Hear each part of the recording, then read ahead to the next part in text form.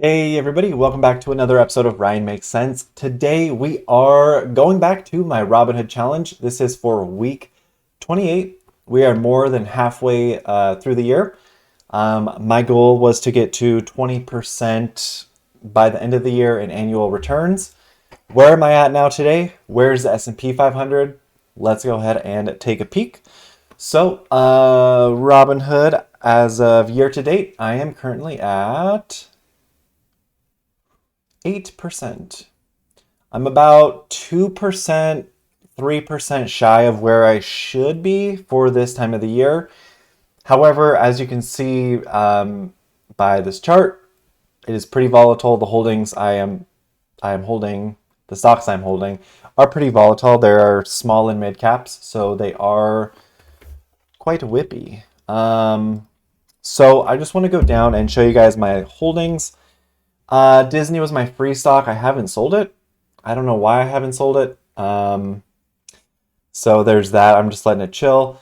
AEY, that's my only stock that I have a loss on this whole year. I'm currently down 27.5% there. And Honda Motor Corp, I'm at 13.8% return. KRT, 23.49%. My PlayStudios, 2.5%, and the latest stock I bought was Vizio, and I'm up 4.5%. I bought Vizio on Monday. I believe it was Monday. Was it Monday? Gosh, I don't know. I did my latest video that I released. I'll put a picture right here, but basically that was the last stock I was reviewing, and it was just a no-brainer. We'll go through it here as well, but the S&P 500 is up 17.9% for the year. I'm up 8% for the year as of now. My big downfall is AEY. I'll show you why I'm holding that. So with all these stocks, it's been a while since we've actually dug in. So I'm going to open some charts. We're going to look at some data and basically to show you why I'm holding these stocks and if they are overvalued, undervalued, etc. Let's go ahead and jump right in. All right, you guys, we are looking at ticker symbol AEY. This is Addvantage Technologies. A lot of you are probably asking, okay, why are you holding a stock that's down 30%? Okay, so the reason I'm holding this stock and I continue to hold the stock, this is the daily, but as we can see, it's literally been trading flat for about 2 months. So mid-May to mid-July, 2 months, it's been under $1. The longest it has been under $1 was around 6 months. So we could see a little bit more of a shakeout. Sorry, I keep leaving my bubble. And so on the monthly, I like the longer term time frames, like the monthly and the weekly, the yearly. These paint a better picture. So if we look at the weekly, we can see the RSI is so oversold down here. I mean, it's insane. And if we look at the history of the whole stock ever since inception, back in when is this? 2015. Why doesn't it show the year? So 2014 in July. Is that the longest it's been? Let me just see. I thought it's been around since like the 90s. Let's see, max. Yeah, it's been around since 1994. So as far as this chart goes, I wonder if I can see it on the year. Okay, this chart has 1992. So on a weekly time frame, that's as far as it's going to let me go. Does it capture? No, it doesn't. So basically, from 2014 to current, this is the most oversold it's been. And if we look on the monthly, the RSI, I mean, it's been this oversold before. You know, we have this period here, this period, this period, this period, and these periods. But the weekly was doing a good job of showing like how severe it was. So going back to the weekly, The monthly Mac or the weekly MACD looks like it's going to turn up. However, you never know. RSI again is very low. Money flow index was very low, so a lot of people sold out, but the money flow is going back up. And then the monthly, which is my more preferred time frame, money flow is up. The monthly MACD is kind of turning momentum, which is kind of why I'm skeptical at the moment. And then we have the RSI kind of flatlining right here. So all of this is to say, let's look now at the data. So they make $88 million a year, but they lose 900,000. Not bad. Almost profitable by 1%. So they were profitable last quarter. This quarter they weren't. Let's see. Earnings per share over the past 5 years is 16%, and sales over the past 5 years is 30%. So this goes to show that this company historically does have good sales, good EPS. We can see the EPS little graph here. It went from negative, big negative, to now barely positive, 0.04. Sales are climbing. Outstanding shares is also climbing, so that's not good. That's a form of dilution, but with the amount of shares float to the sales that they bring in, it's pretty low. So the first thing we are calling out is their sales dwarf their market cap, meaning they bring in more than what institutions or insiders own, which is crazy. But if we do my method of calculating the stock price, this is non-biased. This works across a lot of different stocks and sectors. So we're going to take our 88 million minus the 900,000. And we normally add the market cap if it is over 1 billion. However, the market cap is 9 million, so we're not even going to touch that. Now we're going to add cash and remove debt. So they have 2.5 plus 2.55 million cash. Total debt is 1.89, so minus 1.89. And we'll go back up in a second, but I just want to look at total assets is 27 million, total liabilities is 15 million. So not a very healthy ratio there. It looks like their liabilities have almost, they've gained 50%. Total assets has kind of gone down and dwindled 50%. So there's been a little bit of a mishmash there. Looking at their revenue, they went from 38 mil to 25, 27, 55, 50, 62, 97, 83. So overall, they're kind of trending upward. Gross profits, kind of the same thing. They went from 12 million back in 2016 to 7, 7, 13, 11.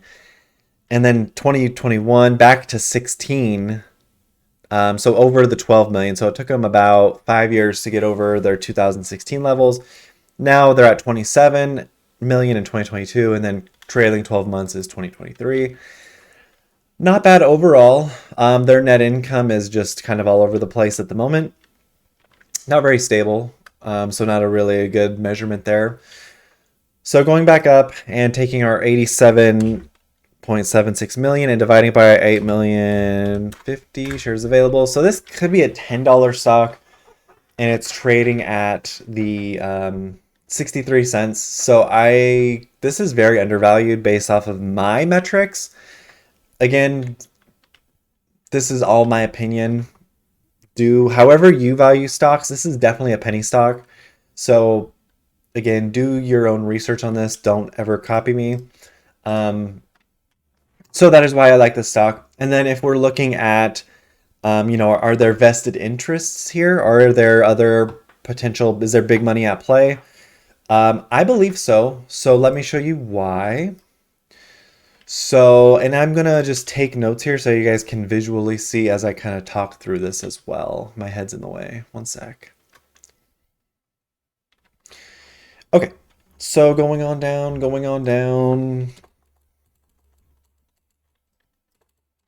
Okay. So,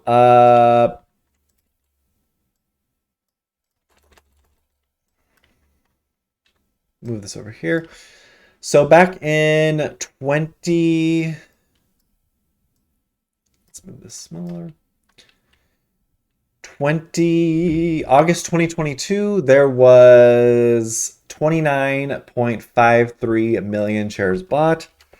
This might be small for you. 29.53 million shares bought, with the average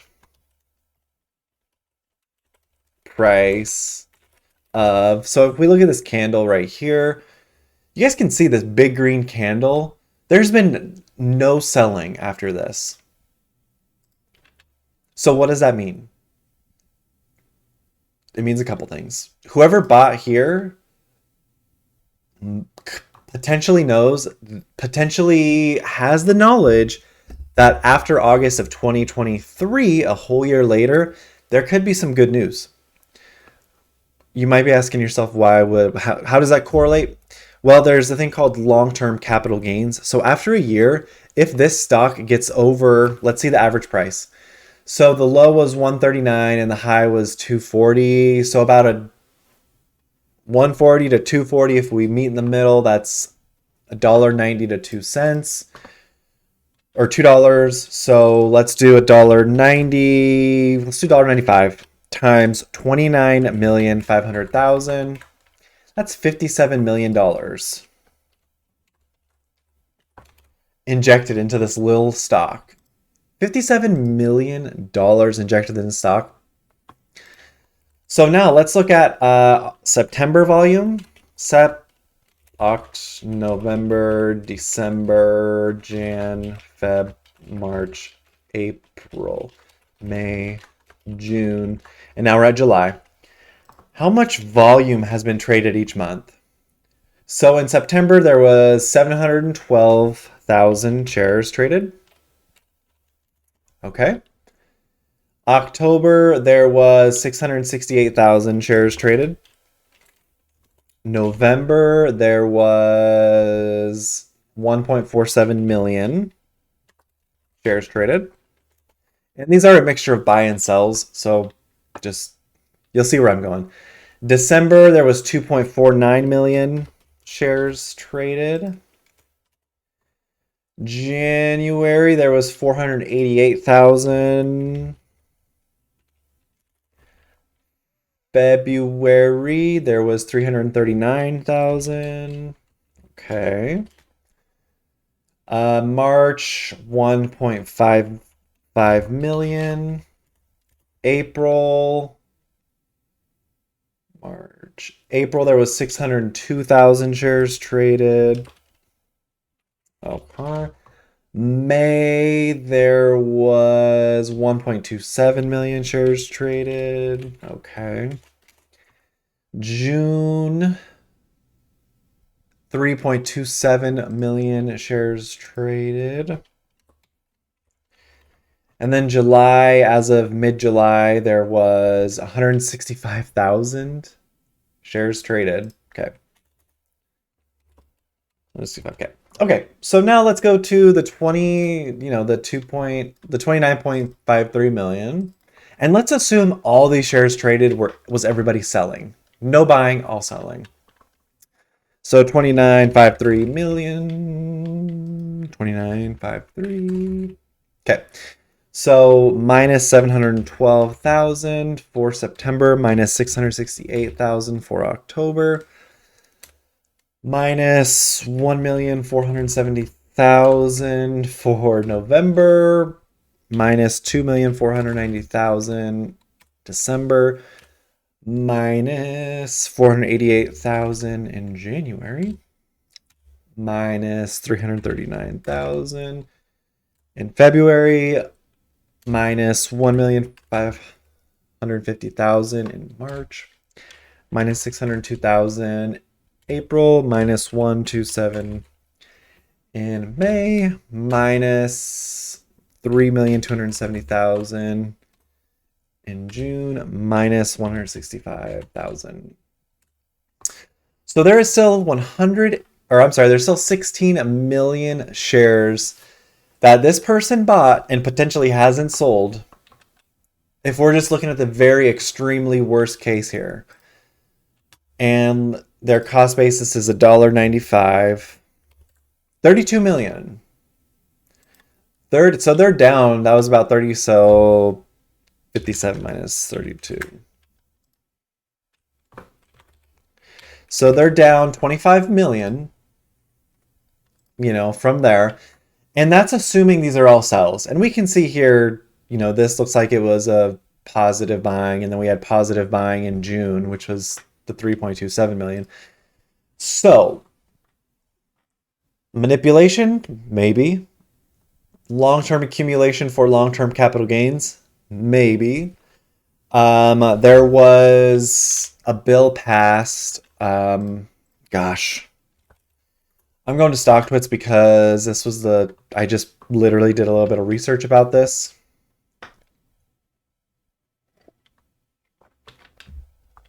Okay.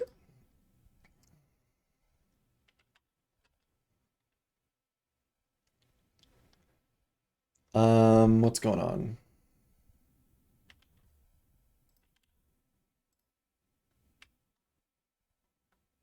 Okay, we're on the StockTwits page.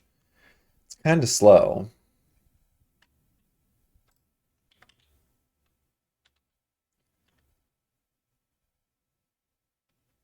Okay, so here's my post.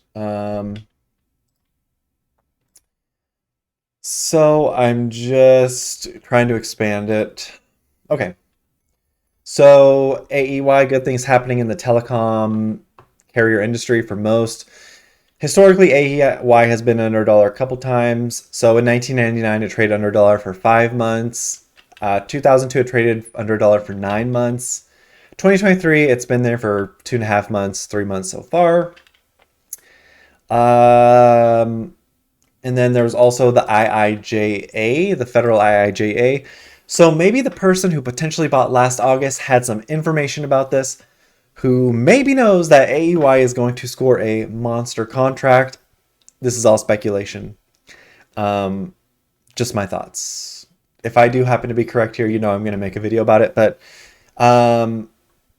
again, a lot of optimistic things happening for AEY at the moment. It has been under a dollar for 9 months. The stock can be under a dollar for up to a year, and then they can get a 180-day extension. So they have some time. A lot of people are kind of, whenever they see a stock go from $2, $3 to under a dollar, it scares them. But again, this one thing I do want to see that I'm not seeing is insiders buying. But historically, if we look at AMD, Enphase, Digital Turbine, Renesola, a lot of stocks went under a dollar and then came back up and made a 1,000+% move. Do I think this has the juju to do that? I do, but I'm basing that off of the shares float. And the shares float are 8 million.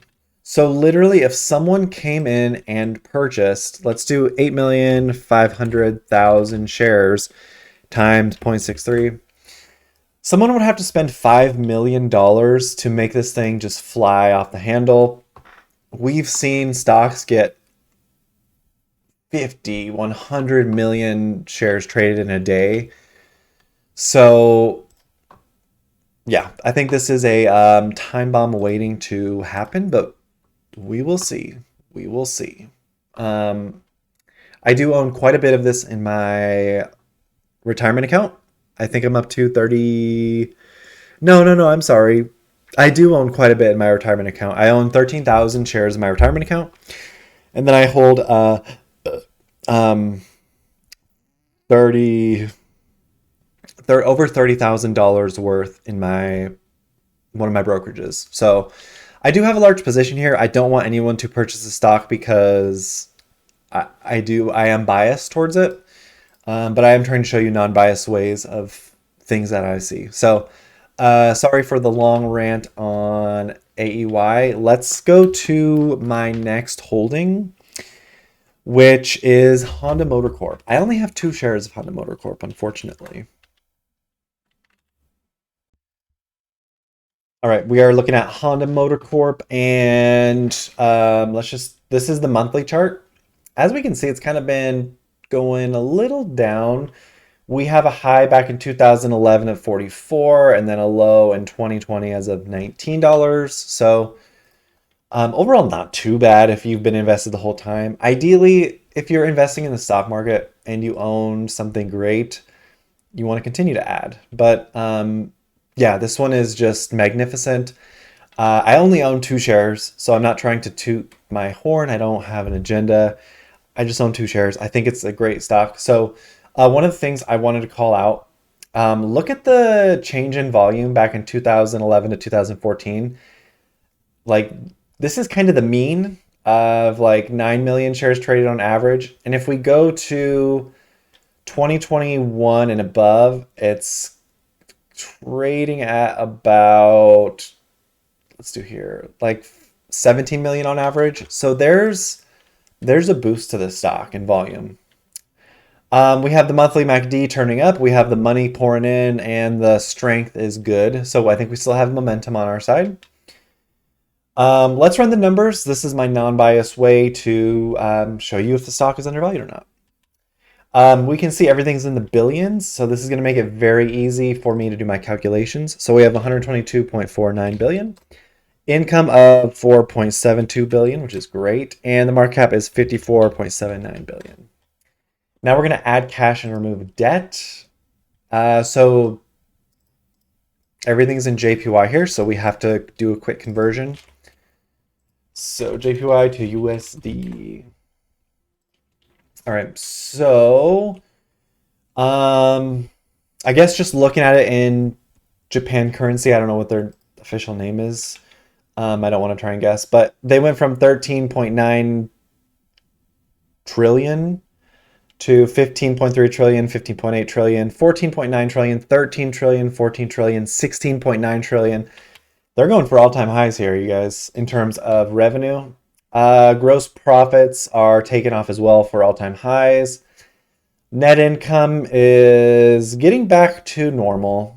They had 1 trillion of net income. And this is all JPY, by the way. So we're going to account for this.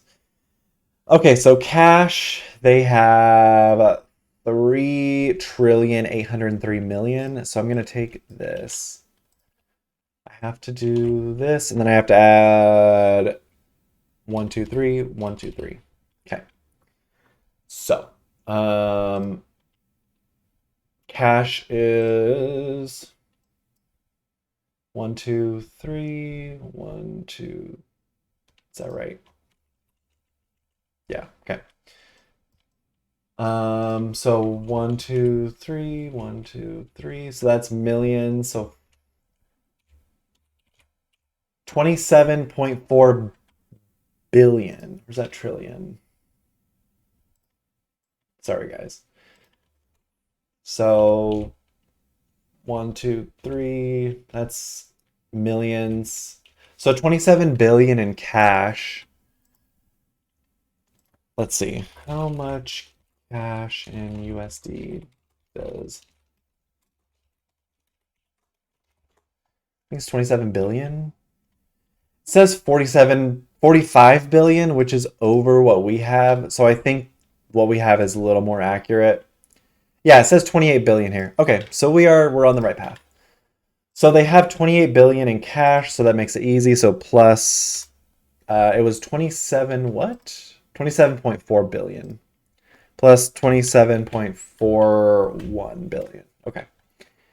And total debt, they have this much. So we know my method's correct. So we're going to do this and then 1, 2, 3, 1, 2, 3. Okay, total debt is boom. 1, 2, 3, 1, 2, 3. Okay, so now this is billions. 1, 2, 55.26 billion in debt. So minus 55.26. All right. And now we're going to take that and we're going to divide this by 1.65. So this is a fair share price of $93 and it is currently at $30. So My calculations show me this is hecka undervalued. Um, so take with that what you will. They're back on track, in my opinion. They're starting to do a lot of ads. I'm seeing a lot of ads on YouTube TV. Well, I was seeing a lot of ads on YouTube TV. Outstanding shares are going down, so it's getting bought up. So we're seeing, some good things happening here. This is a longer term play, so just keep that in mind. The stock did go down and touch the 365-day SMA, which is insane. I would love to hold this over $43 because the stock is going beyond what it was before. So the stock is stronger than ever, in my opinion. This is my opinion only. Yeah, this is a good one. So let's move on to the next one. All right, we are looking at ticker symbol KRT, Karat Packaging. Just monster. Like you guys can see my screen, money flow is bounced up and it's going up and to the right. That's great. Momentum is just a rocket ship, just boom. You can see it went from 12 now to $19, and the strength is just getting started. So technical wise, this is a monster. I normally don't like trading stocks that haven't been around for more than 10 years. So you must ask yourself, okay, Ryan, what was the exception?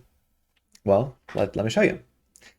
So the exception, just I am still in awe. Like I just purchased 1,000 shares in my retirement account at $17.63. It was not a Robinhood purchase, so I didn't really announce it on my uh, community page. If you guys do want me to announce like what I buy in my other accounts, let me know. But normally, if I'm buying in my Robinhood account first, I'll usually add in my other accounts if the stock is just a beast. So I've done that with AEY. I've done that with KRT. I should be doing it for Honda Motor Corp. But I'm more attracted to these these beautiful rockets that are just very volatile. So I think I should add Honda Motor Corp because historically speaking, it's at a great price. So that might be my next buy. But we're on KRT now. I'm sorry for the interruption. So just looking here, we can tell it's undervalued based off of the FinViz data, which I don't like to rely on FinViz data. So let's pull out my handy dandy calculator. So the company is profitable. So they make 413 million point three in sales plus 26 million in income. We're not adding market cap because it's under 1 billion, which is insane. This is another example of a company creating more sales than income, which is bonkers. So we're going to go add cash, remove debt. Total cash is 16 million plus 16 point, what was it? 04. Total debt, sorry, is 42, so minus 42.52. All right. And before we go back up, let's just look at total assets, 252 to total liabilities, 110. So the asset to liability ratio is over 2, meaning the assets is twice the liabilities, which is great. So that's awesome. Look at their cash. They just, from 2020 to 2021 to 2022, this is insane. Like this is beyond like comprehension. This, like, I know it's not a lot of money, but from 2020 having 450,000 to now having 16 million, this reminds me of Kira Sushi. Let me blow your brains. No, sorry, I'll try and take that off. I remember. That's weird. Let me blow your brains. Let me blow your mind is what I meant to say. So, did this just do a split? Oh my God, they just did a, no. Did they just do a split? Their stock was literally at $100.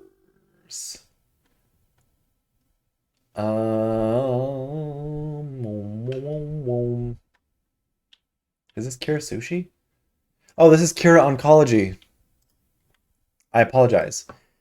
Where's Kira Sushi? Here it is. Oh my gosh, I'm all over the place. Okay, Kira Sushi. Let me blow your mind. This is a $100 stock.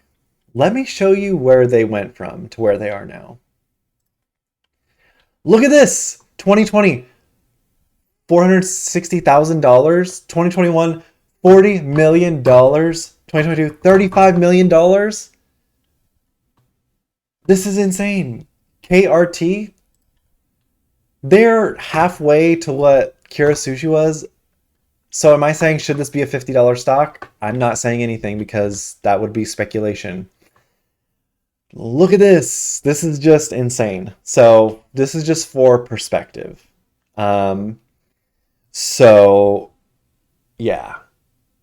Kira Sushi literally went from $9 to over $100. Karat Packaging down to $12, up to who knows how much. But I haven't even got to the good part about this stock. So, okay, their cash has exploded exponentially. Let's go to the income. Look at their revenue. 2017 was 140 mil, 2018 175 mil, 2019 224, 2020 was 295, 364 in 2021, 422 in 2022. The trailing 12 months, we're at 433. So what does that mean? We are 7 months into 2023 and they're at 413. We have 4.5 more months left. What are they going to be at? Who knows? But look at their profits as well. 41 mil, 6 years ago to now 135 mil. That's insane. That is just like, oh my God. Their net income, look at this net income. It is so beautiful. It is so consistent. Whoever is running this company and running these books, bravo. Like this is spotless. This is just amazing. And then we have over here, they're not diluting. Well, they might be, unless someone just sold a big position here. Shares outstanding have been around 19.7 million for about several years. But the shares float is 5 million. So that means the shares that are available for people like you and institutions to buy is only 5 million. Look at the sales explode. I know we already looked at it, but look at this beautiful stair step. Look at this EPS monster growth. And if we look at Kira Sushi, I mean, it's cool. It's not as attractive. And look at KRT. Oh my God. Like, I just dropped 17K to buy 17,600 to buy 1,000 shares of this. And I'm already up, I don't know. It's 1911. So 148.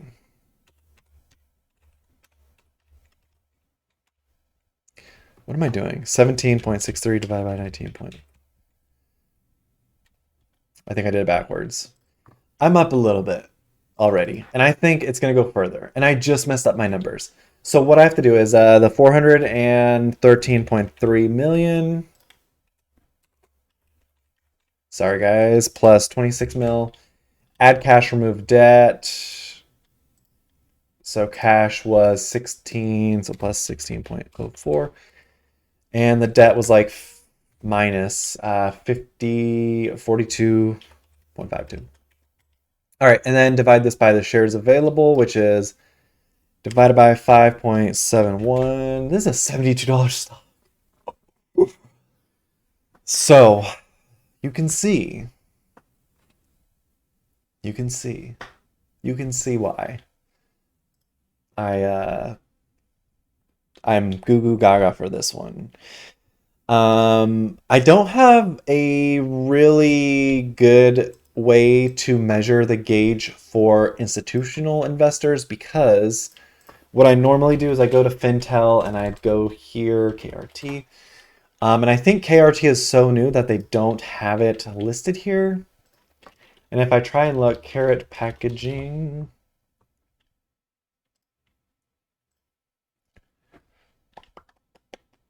Institutional ownership. Yeah. There's nothing here. And then if I go to Whale Wisdom.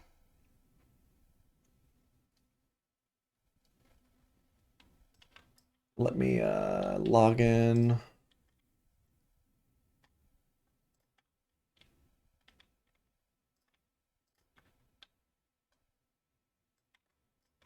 All right. Okay, so now KRT, Karat. See, it doesn't even have it here. Karat. Oh, there it is. Okay.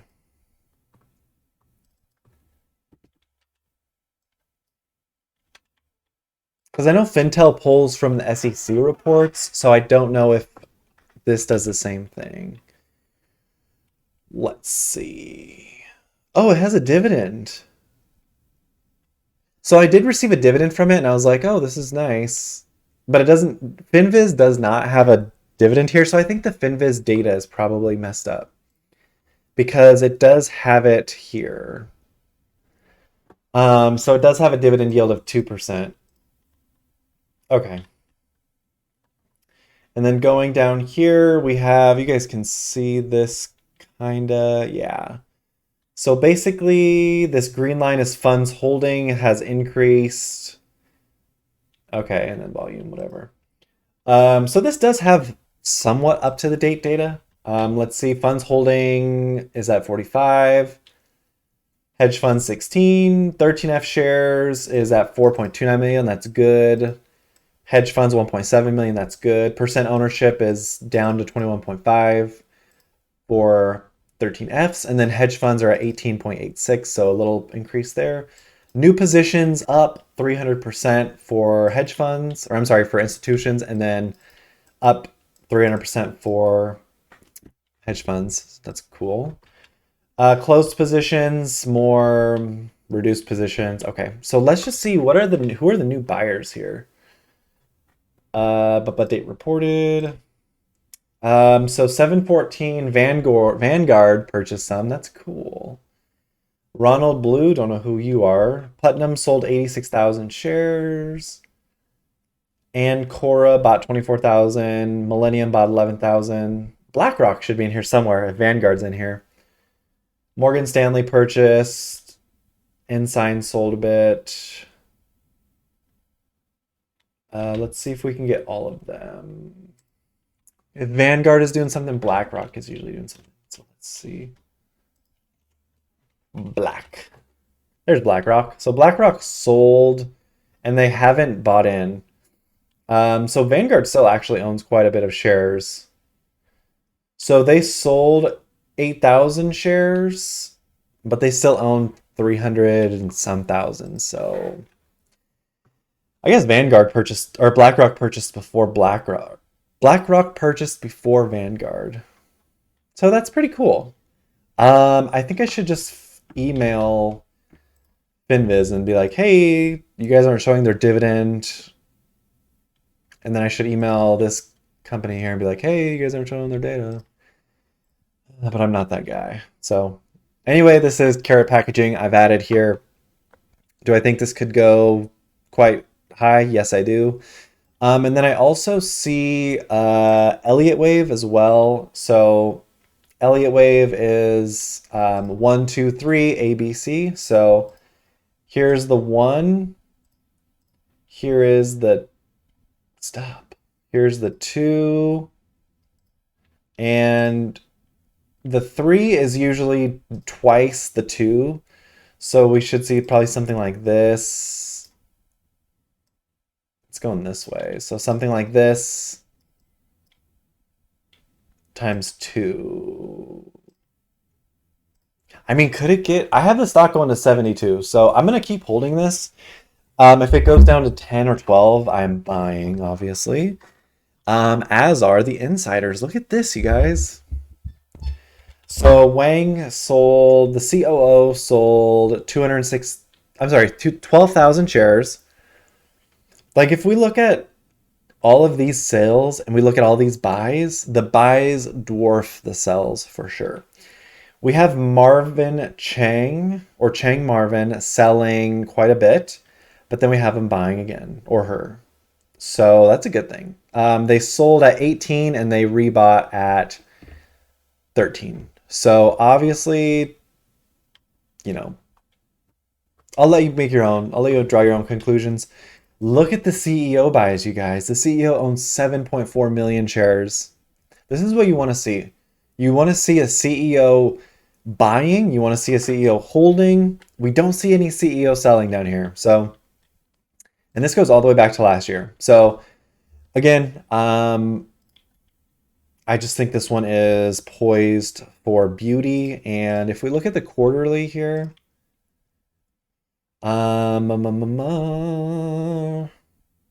we should be looking for, okay, quarterly revenue of about 90, I got 95 million last quarter. Okay, we want, so they actually did less. So 2022, they did 105, 2023, they did 95.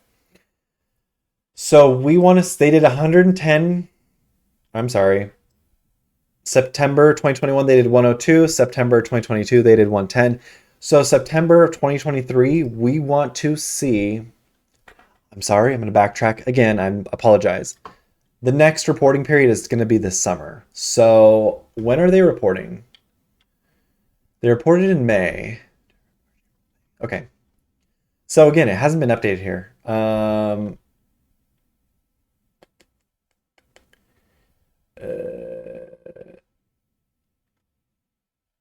Okay, so in May they reported Q1. So we haven't seen Q2 report yet.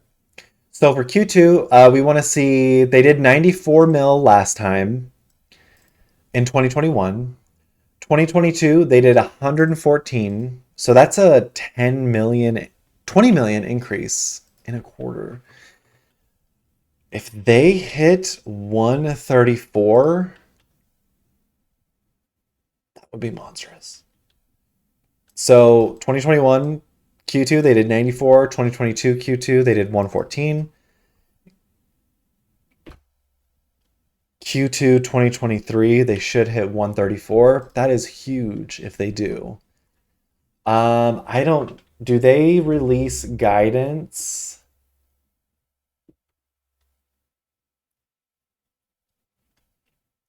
I don't know. I don't want to dig into it too much. I mean, we've already done so much for this one. Gosh, let's just do it.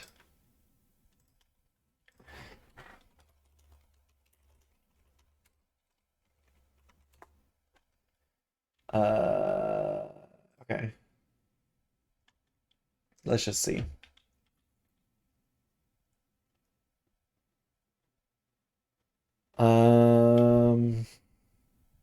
Okay, so sales for the first half of 2023 expected to be lower. Okay, so the first half, so that includes Q2. So 134 million is probably not going to happen. Okay,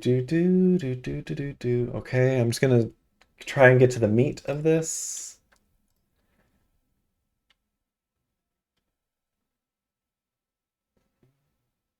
As a reminder, revenue for the first half of 2023 is expected to be lower than the same period last year when pricing for inventory sold was at peak level.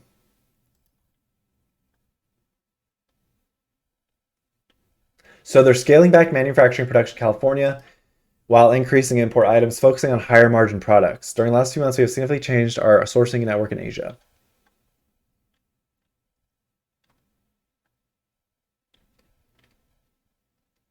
Okay. Okay, so we could see some headwinds. We'll probably see some headwinds here.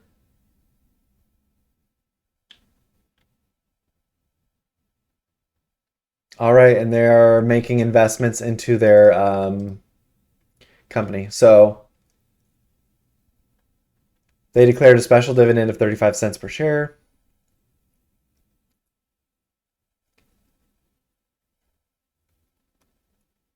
Ba, ba, ba, ba, ba, ba, ba. So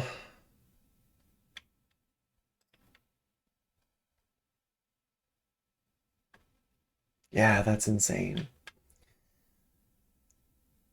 Okay, moving further in 23, we're forecasting revenue for second quarter to be down about 5%. Okay, so let's go back here. So second quarter revenue to be down 5%. So if we go back to second quarter last year of 114, so 114.88 times 0.05. So 114 minus 6. So 108 million, that's still a lot.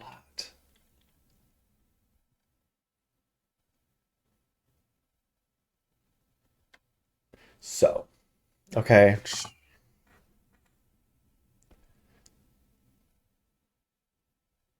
At the gross margin level, we believe gross margins are exceptionally high and is not indicative. Okay. So what was their gross margin for the first quarter here? 50%, around 50% almost. Like it's pretty high. 57.66 divided by 60%. So basically to make $100, they paid $40, I think. Yeah. I think, and they made 60 on top. So let's go on. Okay, first, this is good. They put the questions in here, so I think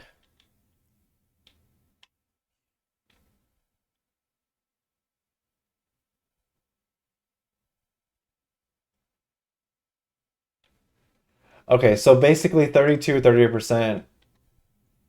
That's still really good. That's a high growth company margins, by the way. Anything over 30, 25, 30%. Uh,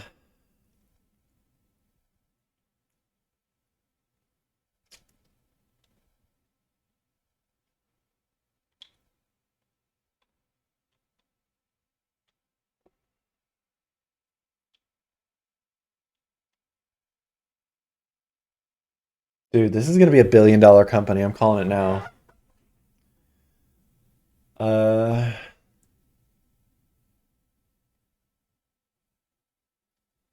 they're just expanding. They're adding more products. Gosh.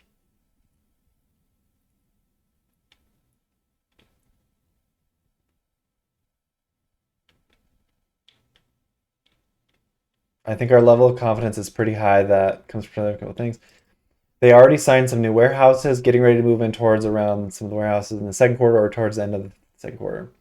So we know it's coming along, and we're also adding Now's point racking spaces in some of these warehouses. So the infrastructure is going to be ready pretty soon here. I will point out, I think we touched on this in some of our discussions as well. A big chunk of our business, we do have great visibility into our volume is going to be from our pipeline, right? So some of the new contracts that we previously signed that were sitting in our pipeline, we know we're going to start shipping towards the end of second quarter. So third quarter should be nice. Gives us a lot of comfort, a lot of confidence. That's great. Pulling out the help. Oh, okay. Oh, in Taiwan or something. Does that mean how much does it hurt your ability to go eco-friendly?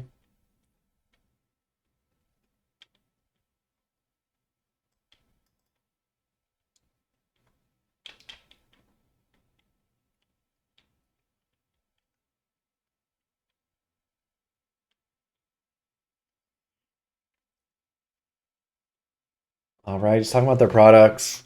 Um,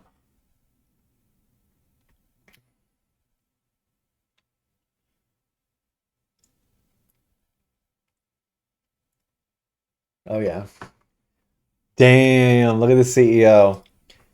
Ryan says, first one for me, as you've taken price down pretty aggressively, do you feel you've been able to gain market share versus some of your competitors? CEO just says, yes. Yes. As we think about the sales team and ramp up here in the second half, how long does it typically take you new sales rep up to speed, add new customers? How should we think about the investments you guys are making in sales right now? Well, right now we're looking for experienced sales staff with our competitors looking to scale back up in terms of operations with demand scaling back. So basically we're able to pick up new sales reps. People are looking for a new job and we're actually picking up people in a similar industry. That's good. That's good. Giving a lot of authority to sales rep to go out and flexible term selling. Takes a couple of months for sales staff to bring revenue in. That's great. We added the warehouse in Chicago. Do you feel like it'll be a...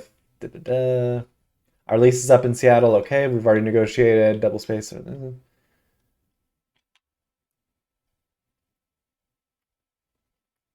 Okay, Stifle. I'm not sure who Ryan Hoffman is, but this is Michael. That's funny. Uh,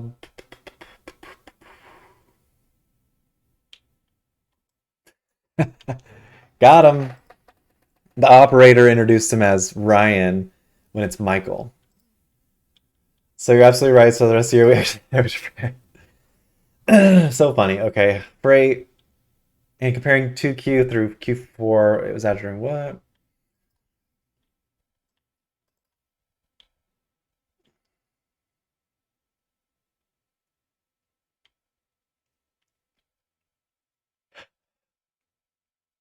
Um,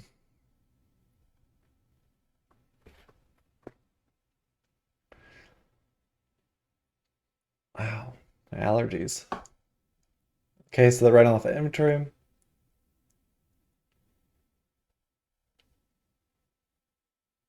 All right, talking about efficiencies.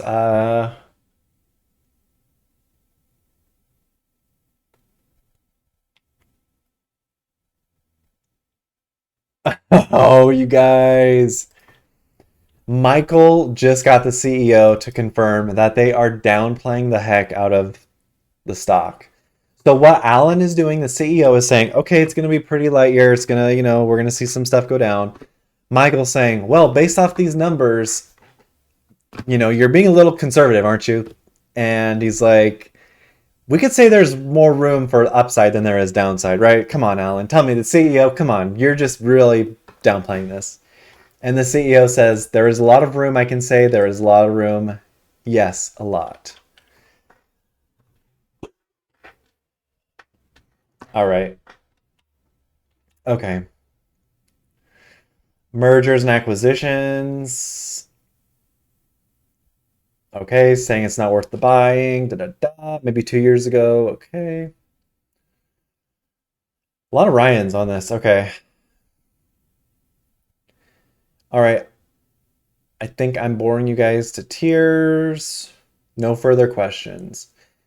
Bye bye. Okay. That was a really good, really cool. So the CEO is downplaying. However, we should anticipate some softer revenue for the next reporting period, which is fine. But I'm very excited about the stock. I own 1,000 shares in my retirement, and I own, gosh, how much do I own on Robinhood now? I know I've announced it. Every time I make a buy on Robinhood, I announce it on my YouTube studio, my YouTube community, sorry. So KRT, I own 17 shares, which is $321 in market value. And I'm up $61 on that. Wow. So I'm going to hold the heck out of this one. So far we've gone over AUI, Honda Motor Corp, KRT. The next one, I just closed out of it. The next one is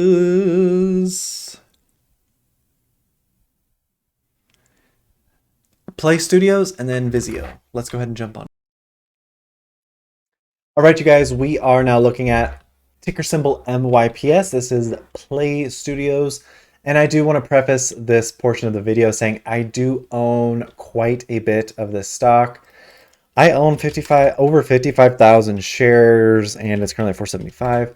So I do own quite a bit here, and I don't really want to talk my book because it is a conflict of interest, and I don't want to do that. So I'm gonna be coming at this from a non-biased standpoint. Um, I purchased my stake in this company at $5. My average is like 5.89. So I'm down quite a bit. So 5.89 times 55. So I'm down like 40 some odd thousand, 40, 60, 62,000 right now. Um, I'm under the year of capital gains. So again, this is a company I want to get to 100,000 shares. Um, do I see more downside? Maybe. We need a capitulation event, but look at this huge shakeout that happened. Let me see if I can. This is as high as it goes. All right. Excuse me one sec. For no reason at all, well, there's resistance. It went from 492 down to 415, back up to $5, and now it's at 470. So this one's extremely volatile, not for the faint of heart. Again, I do own quite a bit, so I don't really want to toot my own horn. The reason why I own so much of this is because I believe it is similar to Enphase. It's similar to NVIDIA.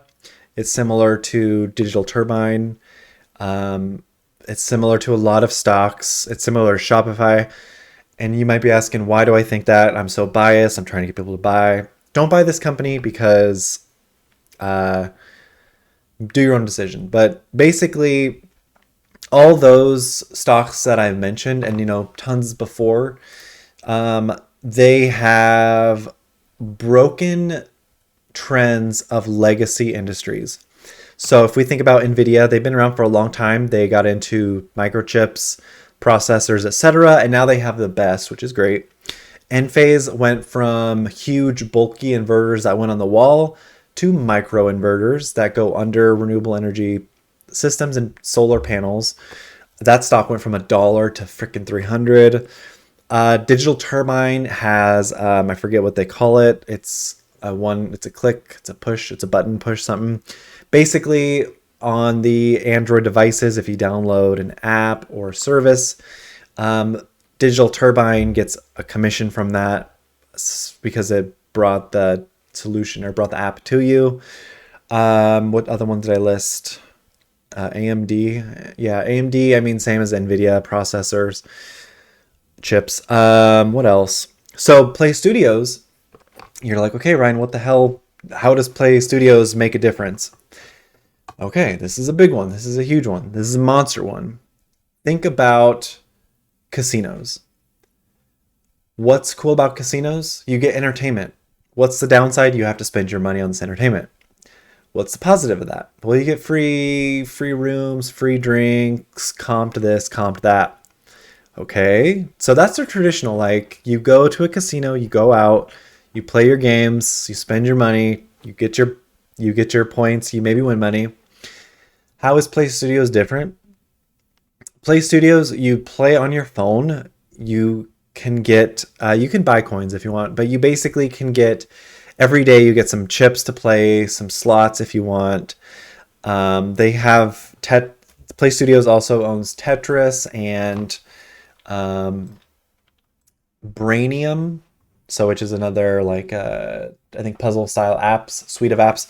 So basically you get your points, and they also own Bingo. The Bingo one's fun.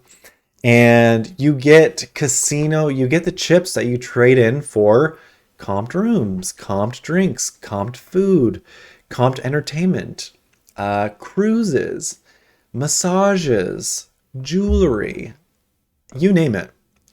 So I'm telling you, to get the casino experience, you no longer have to go to a casino.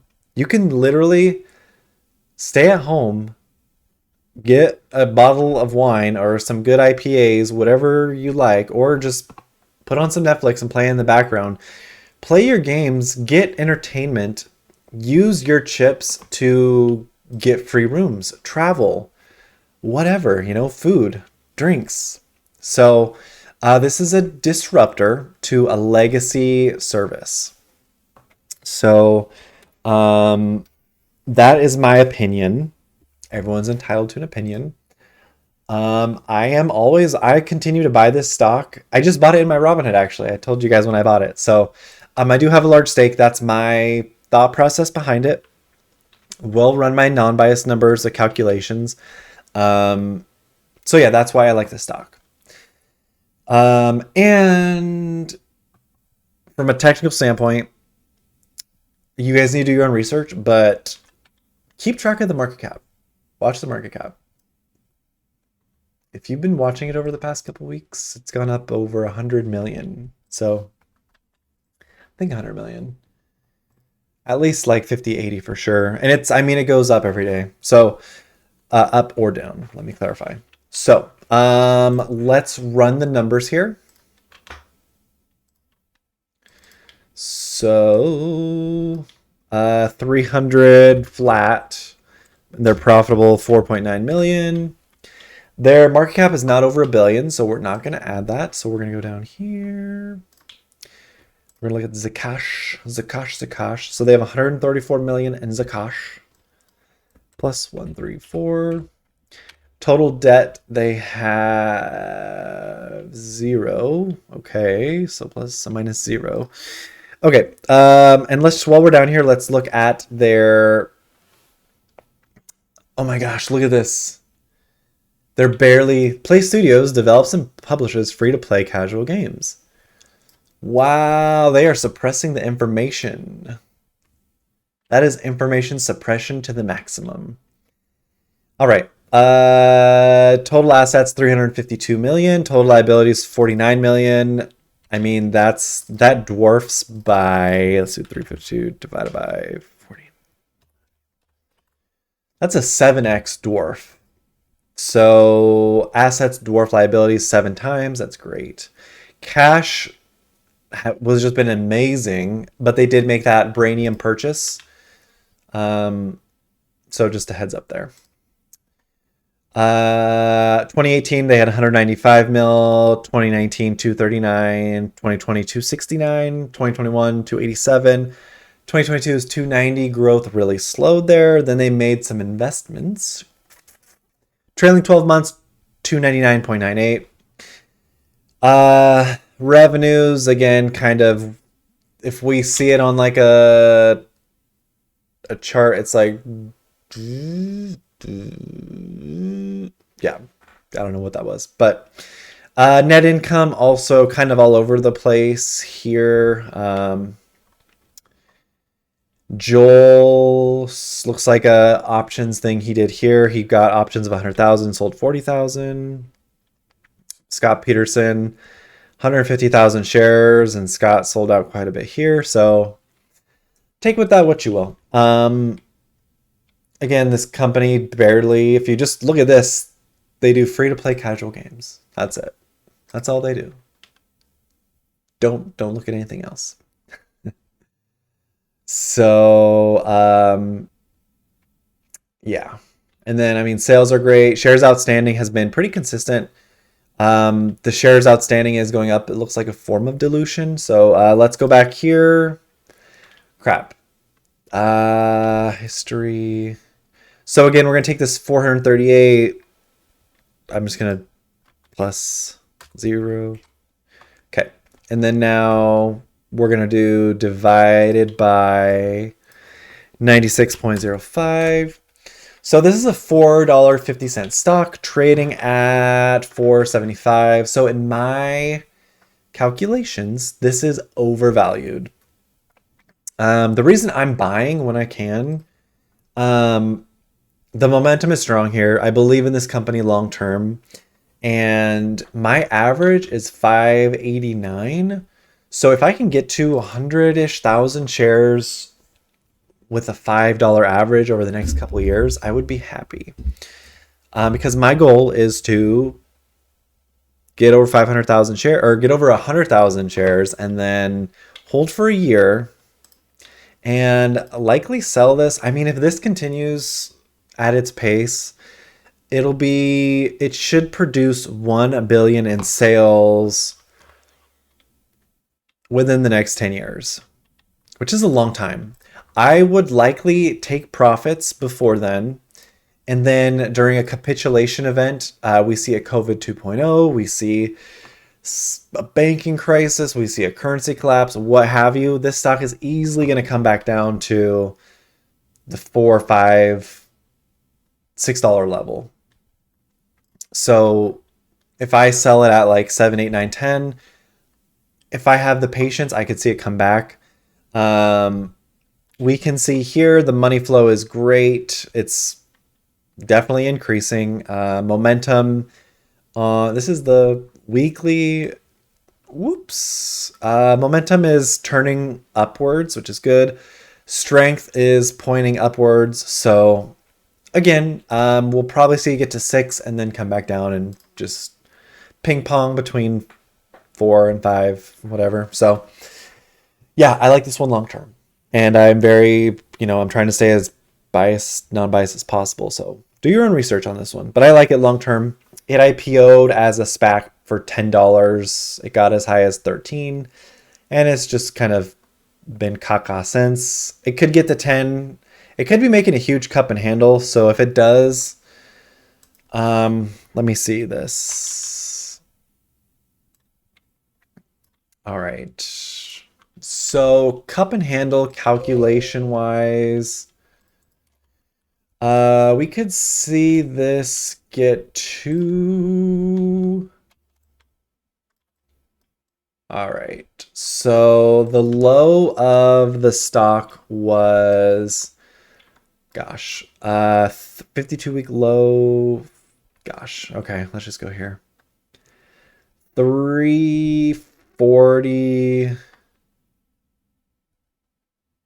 325.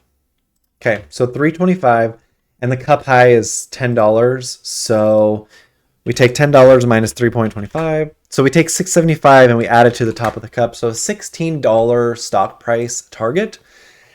If the stock does do a cup and handle confirmation, so we would have to see the stock come back, and there's been a lot of support, probably like right here. So the stock has to go to $10, come back to $6.50, from 10 to 650 to then $16. So that would be amazing. If I could sell 55,000 shares at $12, that'd be cool. 660K. Or, oops,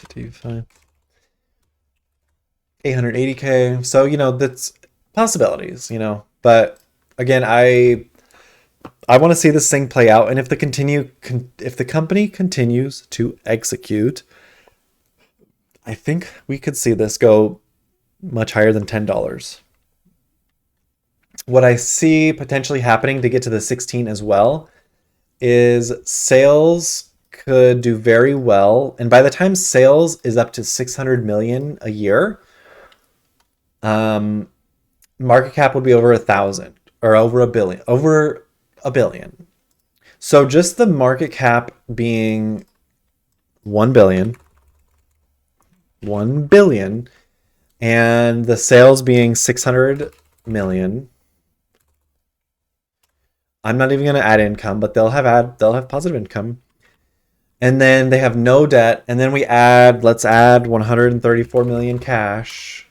Okay. And then let's divide this by the 96,050,000. So this would put it at the $18 stock price. So again, possibilities, momentum, excitement, legacy casino trend being broken from in-person to digital, check mark.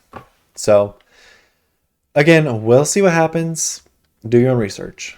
That's my PlayStudios, or it's PlayStudios. I did a over hour-long video on this one as well. Maybe I can put that up. But let's move on to our last stock, Vizio. All right, guys, the last stock in my Robinhood holdings is Vizio. Ticker symbol VZIO. Looking at the chart, we can see it's kind of on a downward trend. However, look at this volume around here. And looking at the monthly, again, I do prefer the monthly. I look at this as a beautiful double bottom. We can see the price came down and bottomed around 660, went up to 1365, back down to 660. Look at this momentum. Look at the money coming in. You can see which way it's going. And the relative strength is just getting started. So, I impulse bought this one at $7.20. I put an order in, I think it was on a Sunday, Saturday or Sunday, and I just said buy it at 720 because the stock price was already like 715. Well, of course, in typical stock market fashion, it went down. I bought it, the order triggered, so I purchased it at 720. Um, and the stock price went down to like 690, and it just goes to show you will never buy the bottom and you will never sell at the top. So don't ever feel bad for yourself. But I bought at 720 and now it is 753.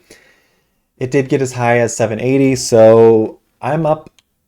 I forget what I'm up. I think I'm up 4% in my Robinhood. So you're asking, okay, Ryan, the stock isn't 10 years old. Why did you impulse buy this one, man? Come on. Okay, so we did a video.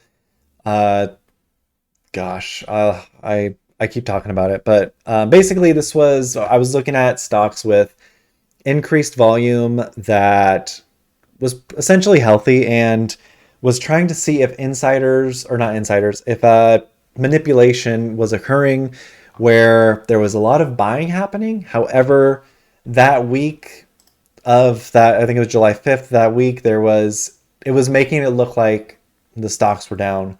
So we found quite a few, ticker symbol TDW, ELA, VZIO, SDIP, some really good ones where it looks like they were down 5-6%, but the accumulation was incredible. So for this one, kind of similar situation. I had to go off the books on this one. So when I say I go off the books, I mean I went off the fundamentals.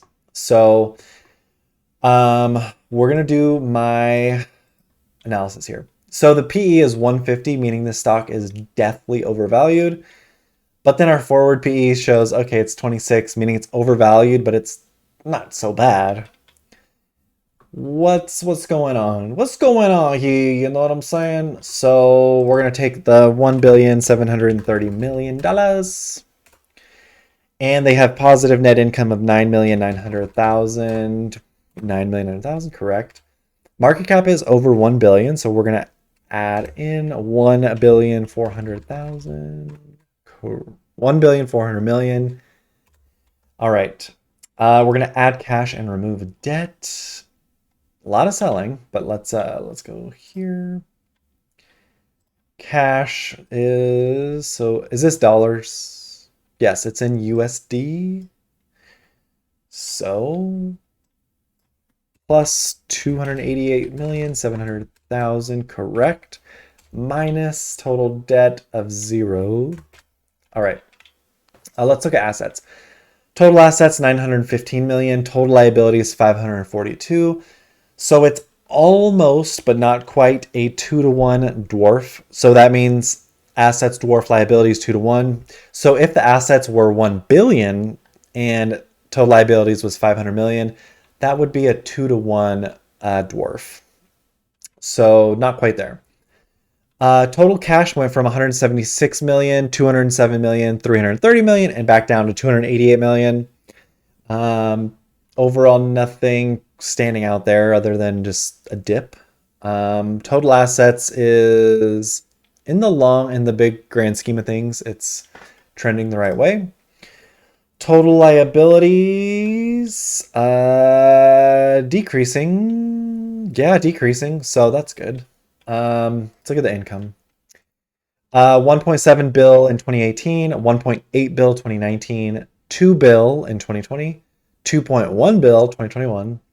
2022 is 1.8 bill, decrease quite a bit there. Trailing 12 months of 1.7 bill. So trailing 12 months is essentially the data as of the last 12 months. We are 7 months into 2023, so we've got 4.5 months left. Ideally, we want to see this 1.7 turn into 1.8, 1.9. We will see. Gross profit is same picture. The gross profit's actually better. So they're spending less to make more.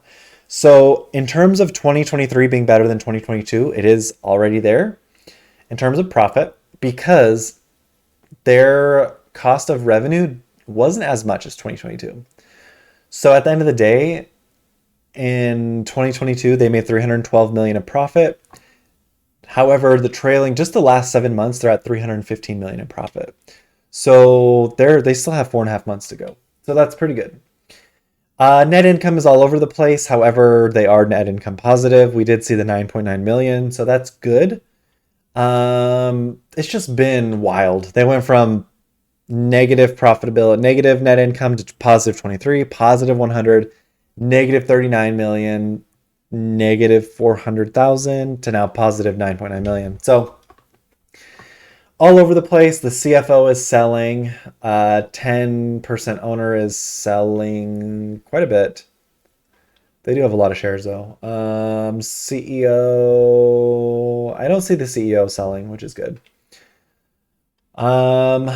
So yeah, that's we're not even done yet. Okay, so let's take this and we're gonna divide it by 65 million, 10,000, correct. This is a $52 stock trading at $7.50.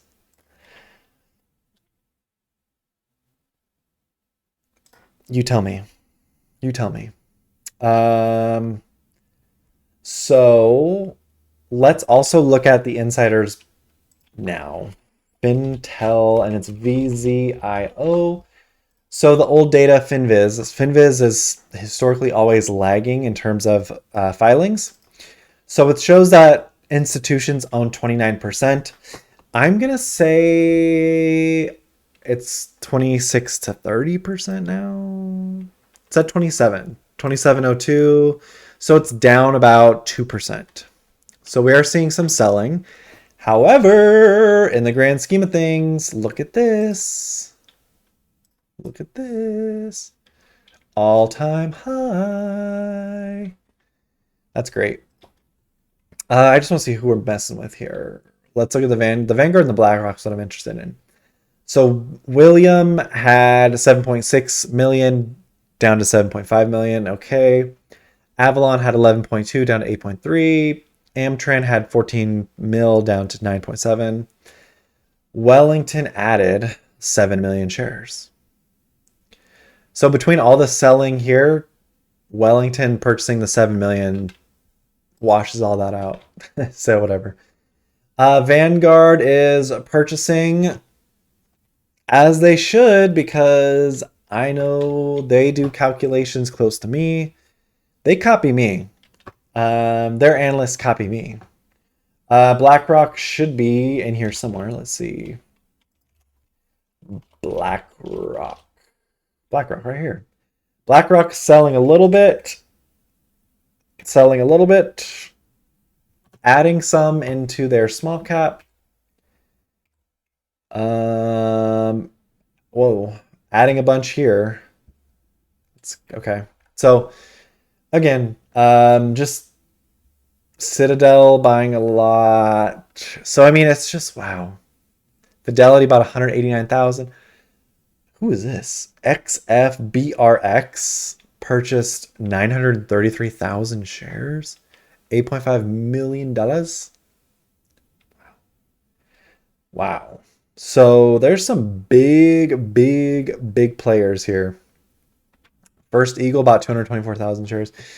Yeah. So again, I just felt this was a safe play. The risk, you got to do the risk versus the reward. And if we're just like scrolling and we see, let me move it back. Okay, we see a company making $1.7 billion. They're profitable, no debt, under 100 million shares float here. I mean, come the heck on. Momentum is just nasty, getting ready for a swoop. Money flow it's moving. So again, I felt like this was a pretty risk on trade. Like if this goes down to 5, it's never gone down to 5. This, I mean, I should buy more of this on Monday, honestly. I might buy more of this on Monday when I get my $25 each week. So again, Vizio is beautiful to me. Do your own research. Again, you're probably asking yourself, how did you find this stock? Because if I'm showing you this stock, it's likely already moved. And in this case, it moved from 720 to 750. I was an idiot and I just put the order in because in the grand scheme of things, buying the stock at 720 or 690, I mean, this stock is just so grossly undervalued. So do your own research. I showed you how to find this stock in my video. I can show you where this video is. No worries. But my goal is to show you how to fish so you can fish for yourself instead of me giving you a fish and being satisfied. Do I think this stock could go further? Yes, I do.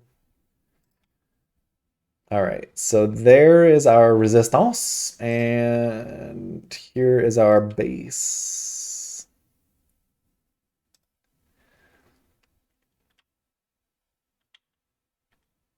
Where's our next support? Oh my God, 17 bucks. Nah, yeah, okay. Next resistance is right here, right there. 1122. I wish there was a way to flatten this out. 11, like right there. So if this breaks up, we have to watch for 1122, and then we got to watch for... Oh, I should have said this. There we go. What am I doing? How do I trash this? Trash? There we go. Let's get a vertical line. Okay, and then like right there. So from $7, I see this going to 10, and then potentially 12, and then the big head, the big medulla oblongata is gonna be right here. 17. So yeah, if I can get this one for a discount, I will take it. And if we look at the worst case scenario for Vizio, as of this is gonna go down and be a head fake. I'm on the weekly, so that's fine. Okay, so if this is gonna be a head fake, we could see the stock going down to... No, let's get that out.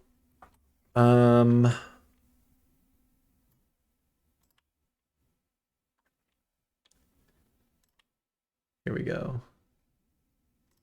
Okay, so what we could happen, and this happens for bullish moves. It's usually a shakeout. They call this a throwback. So what happens? We're in two patterns here. So you can see this one that I'm highlighting this way, like here's the bottom, here's the top. It can do a throwback, which means it'll come up, it'll rise up to like a little high, and then it'll throw back down to like back below the original pattern. So it would come before this descending wedge and back into this pattern, and then likely do a U and then start its move up. So patience with this one.